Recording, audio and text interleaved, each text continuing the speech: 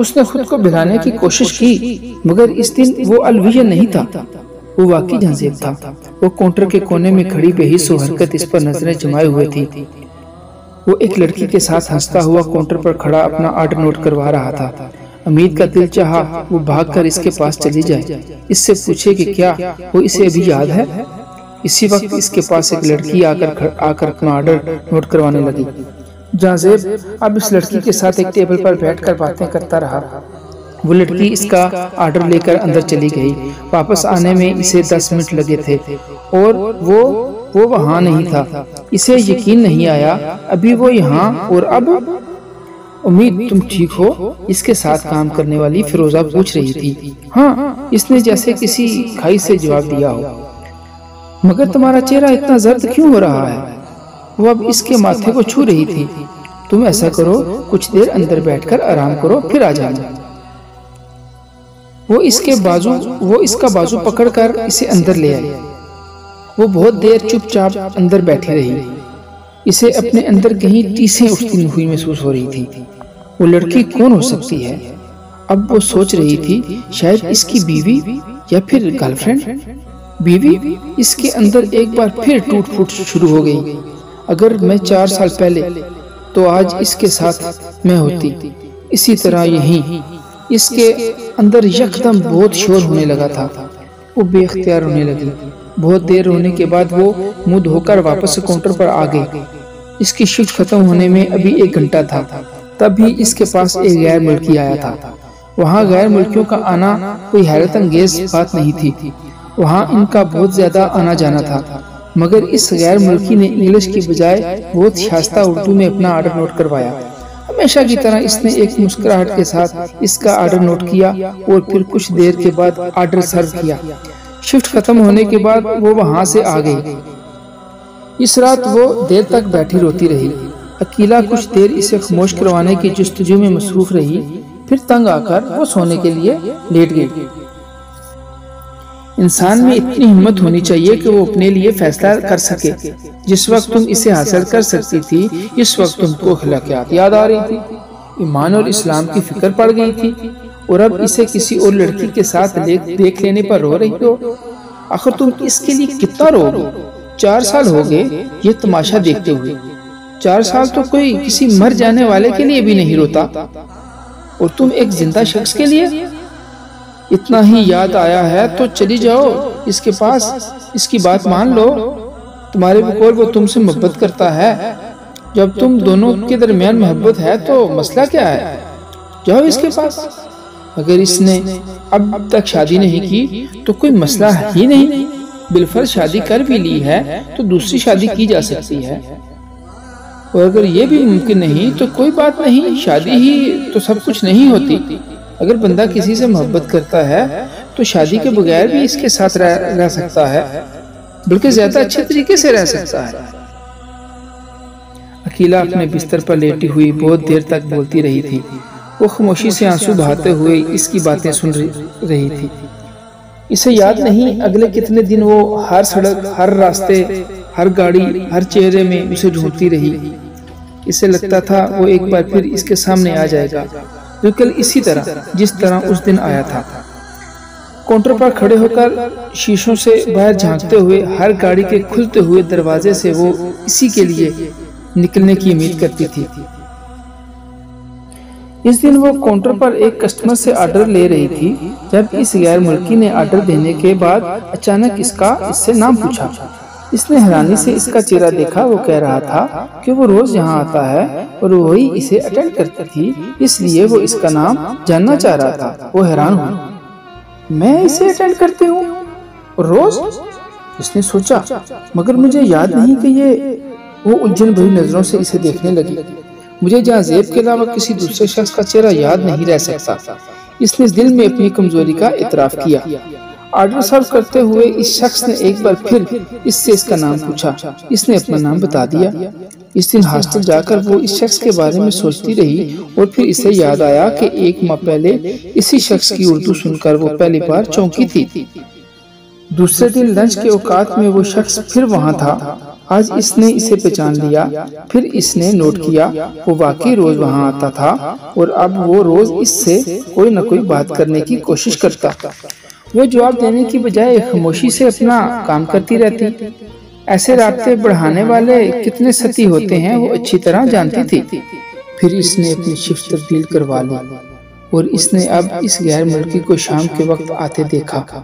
اب وہ غور کرنے لگی اور اس کی سرگرمیاں پہلی بار اس کی نظروں میں آنے لگی۔ وہ شام سے رات تک وہاں بیٹھا رہتا، وقتاً فوقتاً کوئی نہ کوئی چیز لیتا رہتا، مگر وہاں سے جاتا نہیں تھا۔ وہ جب بھی اسے دیکھتی وہ اس کی طرف متوجہ ہوتا تھا اور امید کو اپنی طرف دیکھتا پا کر وہ اپنی نظریں کہیں اور مرکوز کر لیتا۔ وہ صرف امید کی نظروں میں ہی نہیں آیا تھا، اس کے ساتھ کام کرنے والی دوسری لڑکیاں اور لڑکے بھی اس کی موجودگی کا نوٹس لینے لگے تھے۔ ویکینڈ پر وہ اپنے گھر آئی۔ راولپنڈی آ کر ہمیشہ وہ بہت ہی عجیب کیفیات سے دوچار رہتی تھی۔ بعض دفعہ اسے یوں لگتا جیسے وہ بہت غلط جگہ آ گئی ہو اور بعض دفعہ اسے یوں لگتا جیسے وہ کسی غلط جگہ سے آ گئی ہو۔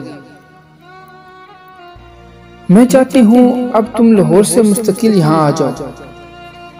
اب ضرورت نہیں ہے تمہیں کمانے کی، تمہارے بھائی اب اتنا کما لیتے ہیں کہ تمہیں اس طرح دوسرے شہر میں نہ رہنا پڑے۔ اس رات اس کی امی نے اسے کہا تھا۔ اس نے حیرانی سے ماں کا چہرہ دیکھا۔ اچھا تو کیا میری جدوجہد ختم ہو گئی؟ اس نے سوچا۔ اب تم یہیں راولپنڈی میں رہو، میں تمہارے لیے کچھ رشتے دیکھ لیتی ہوں، چاہتی ہوں کہ جلد ہی تمہاری شادی کر دوں۔ وہ بالکل خاموش بیٹھی رہی۔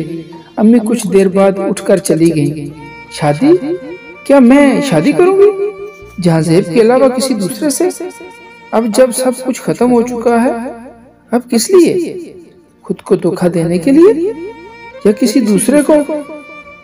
اس کا ذہن جیسے اس بات کو قبول کرنے کے لیے تیار نہیں تھا۔ کیا آزمائشیں کبھی ختم ہو سکتی ہیں؟ وہ سوچ رہی تھی۔ اور وہ بھی میری آزمائشیں؟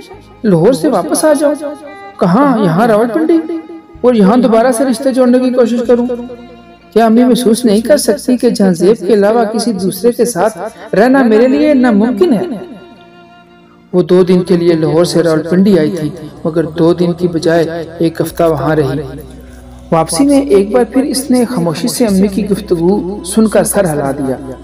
کاش میں انہیں بتا سکتی کہ اب شہر بدلنے سے کچھ نہیں بدلے گا، گھر ہو یا نہ ہو مجھے فرق نہیں پڑتا، سب کچھ 4 سال پہلے ختم ہو گیا، اب تو صرف راکھ اور کھنڈر ہیں۔ راکھ اور کھنڈر پر دوبارہ عمارت تعمیر کرنا بہت مشکل ہوتا ہے، اس نے گھر سے نکلتے ہوئے سوچا تھا۔ اس رات لاہور پہنچ کر اس نے عقیلہ کو بتایا تھا کہ اب وہ بہت جلد واپس راولپنڈی چلی جائے گی، کیونکہ اس نے حیران ہو کر پوچھا، میری امی چاہتی ہیں میں واپس آ جاؤں، دونوں بھائی سیٹل ہو چکے ہیں، اب میری جاب کی ضرورت نہیں ہے، وہ میری شادی کرنا چاہتی ہیں۔ اس نے دھیمے لہجے میں اپنے کپڑے استری کرتے ہوئے بتایا تھا۔ اوہ، تو تم شادی کے لیے جانا چاہتی ہو جہاں زیب کے علاوہ کسی دوسرے سے شادی؟ خیر اچھا ہے، مگر کیا تم کچھ رہ سکو گی؟ عقیلہ نے سنجیدگی سے پوچھا۔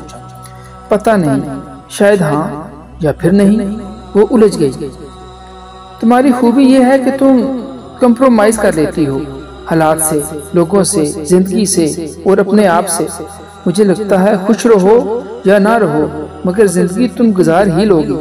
عقیلہ نے اس کا تجزیہ کیا۔ وہ خاموشی سے کپڑے استری کرتی رہی۔ کمپرومائز؟ نہیں، کمپرومائز کرنا ہی تو نہیں آیا، ورنہ میں نے اپنے ساتھ اور اپنی زندگی کے ساتھ یہ سب کچھ نہ کیا ہوتا۔ 4 سال سے جہاں زیب کے الویژن کے ساتھ زندگی نہ گزار رہی ہوتی، اس نے رنجیدگی سے سوچا۔ اگلے دن وہ ریسٹورنٹ گئی تھی۔ صبح ہاسٹل سے نکلتے ہوئے چوکیدار نے اسے بتایا کہ اس کی عدم موجودگی میں کوئی غیر ملکی اس کے بارے میں پوچھنے آیا تھا۔ وہ یہ جان کر حیران ہوئی کہ وہ اس کے ریسٹورنٹ سے آیا تھا۔ ریسٹورنٹ پہنچ کر اس نے اپنے ساتھ کام کرنے والے سے اس کے بارے میں پوچھا، مگر کسی نے بھی یہ نہیں کہا تھا کہ کوئی اس کے پیچھے اس کے نہ آنے کی وجہ معلوم کرنے گیا تھا۔ وہ ایک بار پھر اپنے کام میں مصروف ہو گئی۔ شام کو ڈینیل نامی غیر ملکی ایک بار پھر وہاں آیا تھا۔ اور ہمیشہ کی طرح سیدھا اس کے پاس آیا۔ اس نے رسمی مسکراہٹ کے ساتھ کاؤنٹر پر اس کا استقبال کیا، مگر وہ مسکراہٹ اس وقت اس کے چہرے سے غائب ہو گئی جب اس نے ڈینیل کا اگلا جملہ سنا۔ وہ اس سے اس کے ایک ہفتے کی عدم موجودگی کے بارے میں پوچھ رہا تھا۔ اس نے حیرانی سے اس کے سوال پر اسے اور اس کے ساتھ موجود ایک دوسرے شخص کو دیکھا تھا، جس نے بڑھ کر رفتاری سے اس کے تاثرات سے جھلکنے والی ناگواری کو دیکھ کر آرڈر نوٹ کروانا شروع کر دیا۔ آرڈر نوٹ کرنے کے کچھ دیر بعد اس نے اسی خاموشی اور سنجیدگی کے ساتھ آرڈر سرو کیا۔ اس کا خیال تھا کہ اس کی اس خاموشی سے اس آدمی کو اندازہ ہو جائے گا کہ وہ سوال و جواب کے کسی سلسلے کو پسند نہیں کرتی، مگر وہ نہیں جانتی تھی کہ اس شام جانے سے پہلے وہ آدمی اس سے کیا سوال کرنے والا تھا۔ وہ اس کے مستقل وہاں بیٹھنے سے الجھن کا شکار تھی۔ اس دن پہلی بار اس نے اندازہ لگانے کی کوشش کی تھی کہ یہ شخص جو ہر روز یہاں آ کر بیٹھا رہتا ہے، اس کی وجہ کیا ہو سکتی ہے؟ کیا میں؟ اس نے سوچا اور اس کی وحشت میں اضافہ ہو گیا۔ یہ دفعہ کیوں نہیں ہو جاتا؟ پہلی بار کاؤنٹر پر کھڑے ہو کر اسے ڈینیل کی نظریں چبھ رہی تھیں۔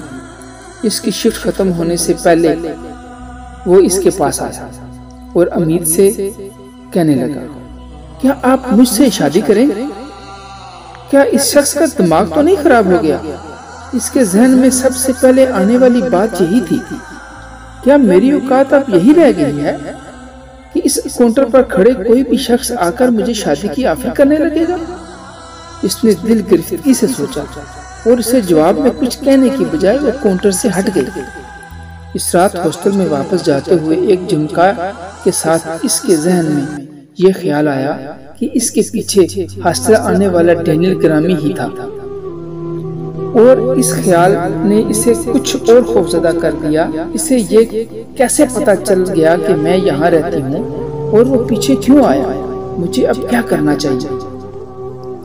وہ ساری رات جاگتی رہی اور اگلی صبح وہ فیصلہ کر چکی تھی۔ گیٹ پر موجود چوکیدار کو اس نے ہدایت کر دی کہ اب کوئی غیر ملکی اس کے بارے میں پوچھنے آئے تو وہ اس سے کہہ دے کہ امید ہاسٹل چھوڑ چکی ہے۔ اس نے اسی دن فون کر کے اپنی جاب چھوڑنے کے بارے میں بھی فاسٹ فوڈ چین کے انتظامیہ کو مطلع کر دیا۔